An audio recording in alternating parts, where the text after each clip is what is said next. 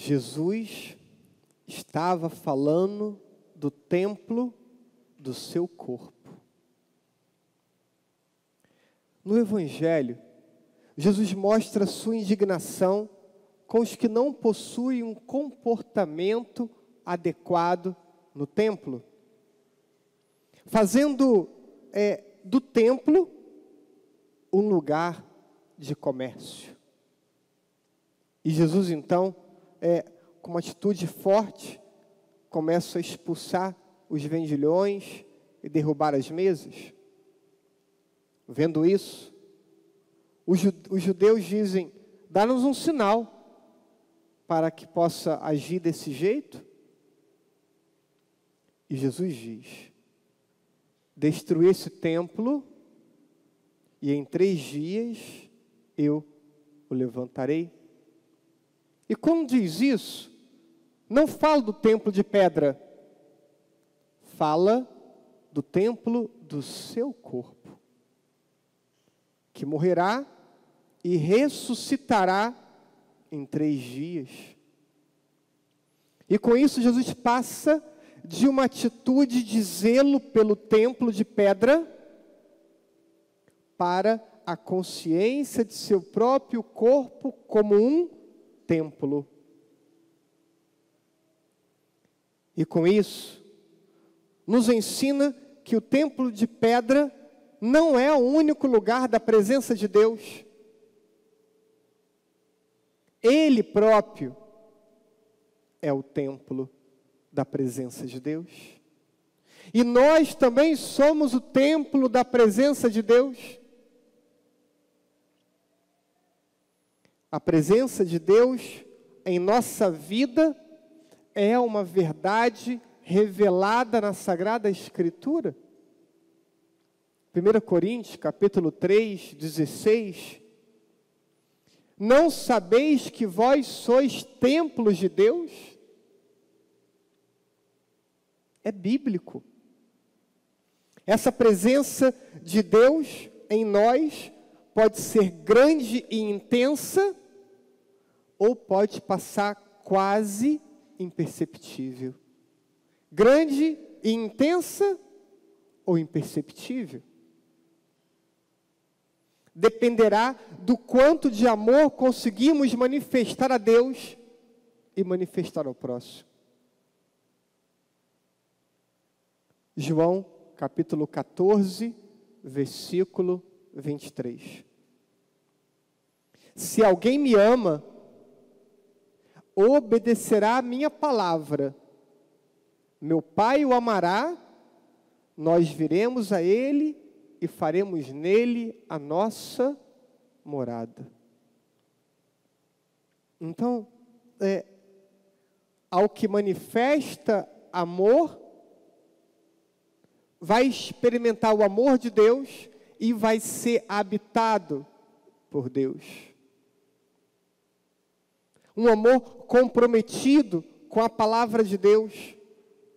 E essa palavra de Deus, ela é sintetizada nos mandamentos, que foi o que escutamos na primeira leitura de hoje. Consideremos, a partir do Evangelho de hoje, quais vendilhões precisamos purificar o nosso coração para que ele seja expressão mais íntegra da santidade de Deus. Esse é o ponto para a nossa reflexão. De quais vendilhões precisaremos libertar o nosso coração para que ele seja, ou ele tenha uma presença mais íntegra de Deus. Nossa fé não pode ser hipócrita. Tantas vezes Jesus nos adverte sobre a hipocrisia. Uma fé hipócrita é uma fé desvinculada da vida. É quando viemos para a igreja, rezamos, celebramos a missa, professamos o credo, mas no dia a dia temos comportamentos e cremos em coisas que são diferentes daquelas que foram celebradas e que foram professadas. Isso é uma fé hipócrita. Então, nossa vida precisa estar integrada de forma harmônica. As várias dimensões de minha vida espiritual precisam estar todas alinhadas. O que eu celebro, com o que eu rezo, com o que eu creio, com aquilo que eu vivo. Tudo integrado. Não somos cristãos na igreja. Somos cristãos no mundo e somos cristãos para a eternidade. Ser cristão é o que nos define. Nada mais nos define tão intensamente e profundamente quanto sermos cristãos. Então, o ser cristão tem que estar explicitado em todo o nosso comportamento. No agir, precisamos marcar o nosso agir com uma conduta moral adequada, expressa nos mandamentos. Os mandamentos precisam marcar o nosso comportamento moral. Uma conduta temente a Deus, piedosa, respeitosa, solícita com o próximo, desprendida do que é material e cuidadosa com o nosso corpo. Os 10 mandamentos, seus desdobramentos, precisam então definir o comportamento do cristão. O seu comportamento é definido pelos mandamentos de Deus? Os mandamentos dele definem o teu modo de agir?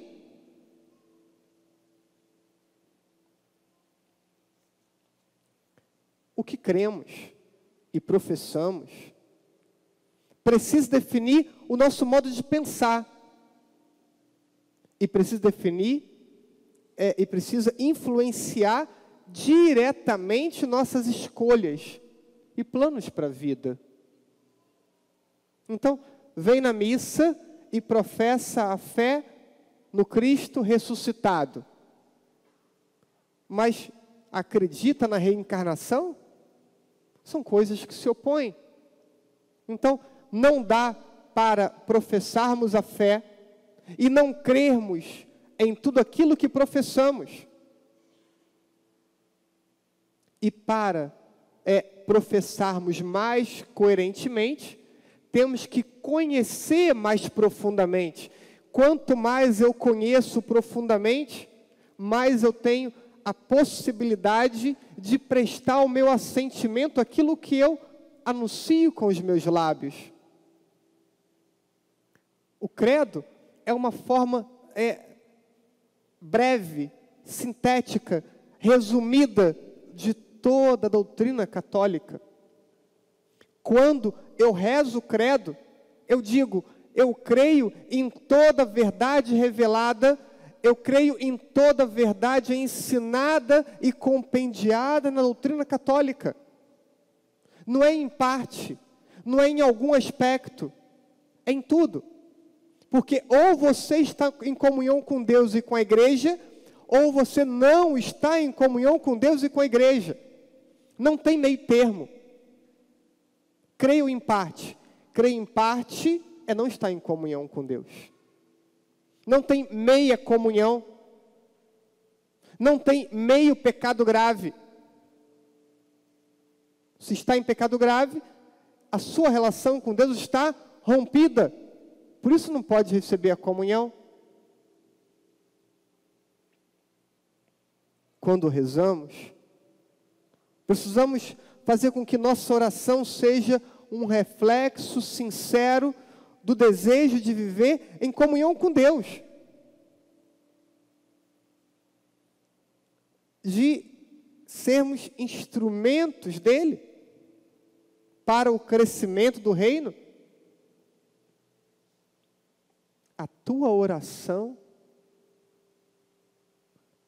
ela é capaz de fazer com que você experimente um Deus próximo?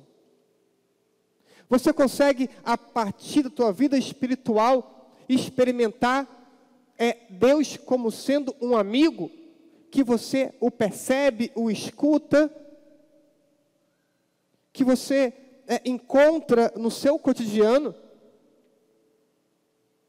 O Deus ainda parece distante?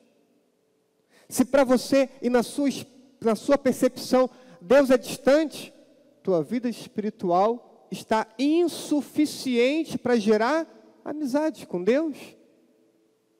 Isso reflete que você precisa dispor diferente sua vida espiritual. Quando você celebra os sacramentos, precisa celebrar o amor de Deus. Amor de Deus manifestado em Cristo, ofertado na cruz.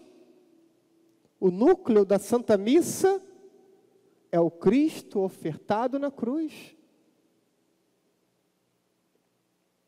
E precisa despertar ou renovar o desejo de fazer com que a tua vida seja uma oferta a Deus e aos irmãos. Celebramos o Cristo que se entrega na cruz. E quando celebramos o Cristo que se entrega na cruz, eu oferto a minha vida a Deus e aos irmãos. Porque eu sou discípulo de Jesus. E assim como ele viveu ofertando a sua vida, precisamos também nós vivermos ofertando nossa vida. Quando você celebra a Eucaristia, e chega o momento do ofertório, você entrega a Deus tua vida. E se entrega, por que você é tão pouco generoso? Por que você dispõe tão pouco da tua vida para Deus, se você oferta a tua vida a Ele?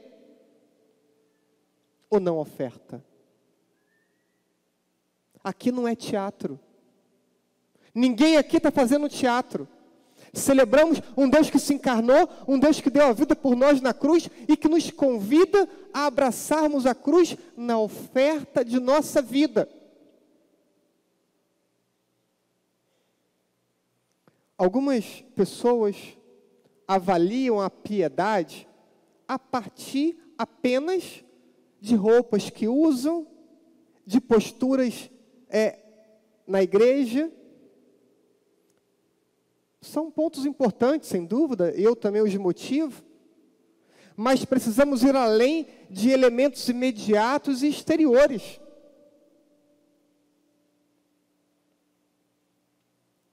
Deus nos conhece por dentro.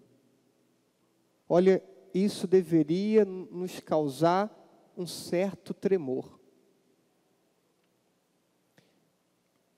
Final do Evangelho de hoje. Muitos creram em seu nome. Muitos creram. Mas Jesus não lhes dava crédito, pois ele conhecia todos, como conhece você e como me conhece também. Veja, muitos vendo o que Jesus fazia e as palavras que ele pronunciava, diziam então crer em Jesus. Ele não lhe dava crédito porque conhecia todos e não precisava do testemunho de ninguém acerca do ser humano, porque ele conhecia o homem por dentro. Você pode colocar uma roupa piedosa, você pode ter um comportamento piedoso na igreja, mas você tem que ter um comportamento cristão na tua família, no teu trabalho, no teu colégio, no teu dia a dia, no teu lazer, nos filmes que assiste, nas séries que assiste, nas músicas que escuta, nas conversas que tem. Por quê? Porque Jesus conhece o homem por dentro. E você pode ter uma roupa piedosa e um coração podre. Converta o teu coração. Converta o teu interior para Deus. E aí a roupa piedosa, a postura piedosa vai refletir com honestidade o caminho de conversão que tem acontecido no seu interior.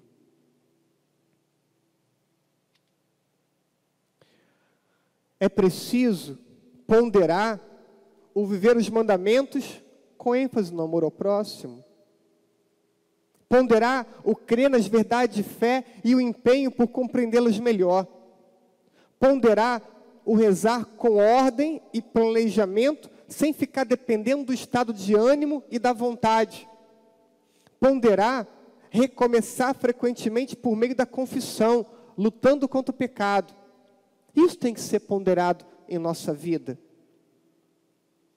Por fim, importa destacar que o centro de nossa fé está o Cristo crucificado. Portanto, o nosso culto passa por também nós nos tomarmos nossa cruz e seguirmos Ele. Não abandonem a cruz. Porque nela, na cruz, sempre encontramos Jesus. Por isso ele diz, tome a sua cruz. Não abandone a sua cruz. Porque esse é um lugar certo de encontrarmos Jesus. É na nossa cruz. Sem medo, digo a cada um de vocês, coordenadores, membros pastorais, você presente nessa celebração. Rompa com mentalidades e hábitos ruins que profanam o templo do teu coração. E de quantas coisas você sabe que profanam o templo do teu coração? Você sabe. Quantas coisas Deus já pediu para você superar, para você abandonar, para você deixar. Porque limita a presença de Deus na tua vida, porque limita a tua experiência de fé. Então, sem medo, rompa com aquilo que é no seu coração um vendilhão que profana o templo. Sem medo, rompa com tudo que na sua vida não expresse a santidade de Deus. Deus quer que as pessoas encontrem Ele na tua vida. Deus quer que você seja uma presença dEle. Deus quer que você seja um sacrário dEle na tua família, um sacrário dEle no teu trabalho, no teu colégio, na tua faculdade. Deus quer que você seja um sacrário dEle na sociedade.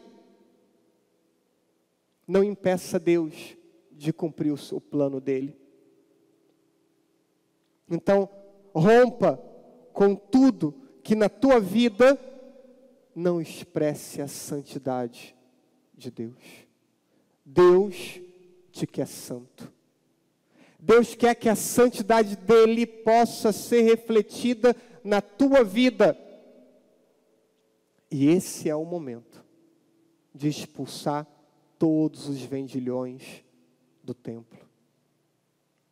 Encontre a Cristo. Ame a Cristo. E permita que Cristo habite o templo do teu coração. Assim seja.